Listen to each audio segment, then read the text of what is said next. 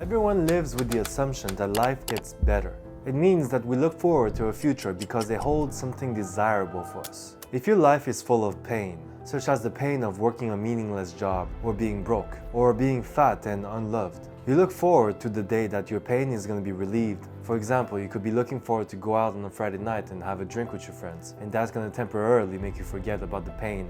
Or you could be looking forward to the extra income you're going to make because you're working really hard on your plans for the future. Because if you weren't looking forward to anything, that's when you lose purpose. People get depressed when they don't have purpose in life. You might be graduating soon, or working in a stable job that you think is very good for you, but still lack the purpose in your everyday life because you're not looking forward to anything. All that school teaches us is to have a stable job, a stable girlfriend, and a stable life. But stability and comfort doesn't bring us purpose. It's like having a bowl of white rice. It might fill your stomach, but it is not something that brings you joy in life. Now imagine you're born in China, it is 1950. Your country is so poor and everybody around you is malnourished. Imagine only having 200 grams of meat per month to share with you and your family. Imagine you have been wearing the same clothes for months and then years and years and the same shoes until it broke. Imagine your family thinking of you as the light of hope that could bring them out of poverty. That was life for my late grandma. She told me that when her kids were less than 10 years old, she could only get rations of food for 28 days in the whole month. It was true communism back in China back then.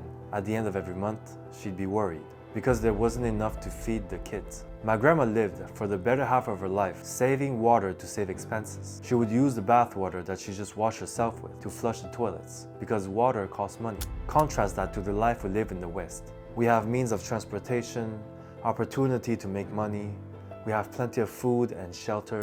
Of course, we have our own problems such as the housing crisis or the devaluation of money, but our everyday life is rather peaceful and easy. If we have all that we need, then why are we depressed? Actually, it is precisely because we have all that we need that we lack a sense of purpose. We feel like life is meaningless because of the lack of pain and suffering. Pain and suffering brings us problems to solve. If we don't have problems to solve, we spend our time in leisure activities. While playing games and watching movies is great and all, it doesn't bring us purpose. To find purpose is to see a potential future we're willing to work and suffer for. If you have graduated from high school and you went to college, got yourself a decent job that pays the bills, got a couple of friends and you're not fearing for your life every day, then you're not gonna want something bad enough that you're willing to suffer and sacrifice for. The nature of life is as such. Suffering will always be present, whether you're rich, you're poor, you're a man, or you're a woman.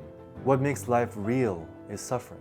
When you are poor and hungry, you find purpose in building a better future for yourself because you understand the pain of not having anything. When you're on top of the mountain, comfort sets in, and the lack of purpose insidiously chips away at the pleasures of life, creating suffering. Chocolate doesn't taste as sweet anymore. Nice cars and caviar doesn't mean anything anymore. Then is it better to be poor and purposeful, or to be rich and purposeless? The answer is neither of them. There is a third option that most people bypass and forget, an option that makes us human. The answer in finding purpose in life lies in providing values to others.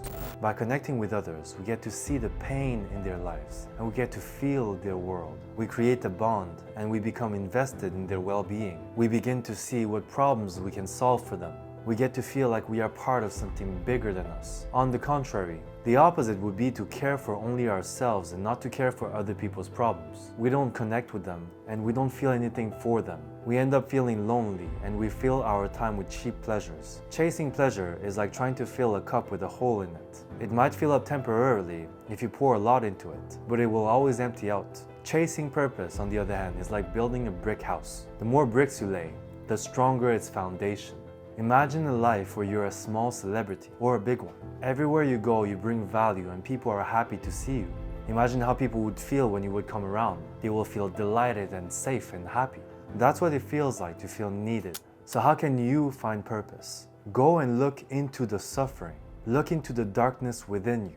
If you haven't found it, you haven't looked deep enough. Everybody has hurt buried underneath their happiness. It could be small, it could be immense. Once you have found what bothers you the most, you need to see it as an opportunity. If you're suffering from that pain, then you know for a fact that other people just like you are suffering from the same pain. So how does looking into the hurt help you find purpose? To understand that question, we have to look into the duality of life. Life is made up of a duality between the light and the dark, the masculine and the feminine, the order and the chaos, the day and the night. If you only look into the bright side of your life, the pleasures, the highlights of your life. You'll end up miserable and brought back to suffering. It's a little bit like living for the likes and the follows. The people who portray having a great and exciting and happy life on social media are oftentimes the most miserable and the lonely ones. So instead of seeking happiness and pleasure, you could seek to look at the pain and solve the problems. And by doing so, you find meaning in connecting with people and solving the problems and seeing the difference that you're making.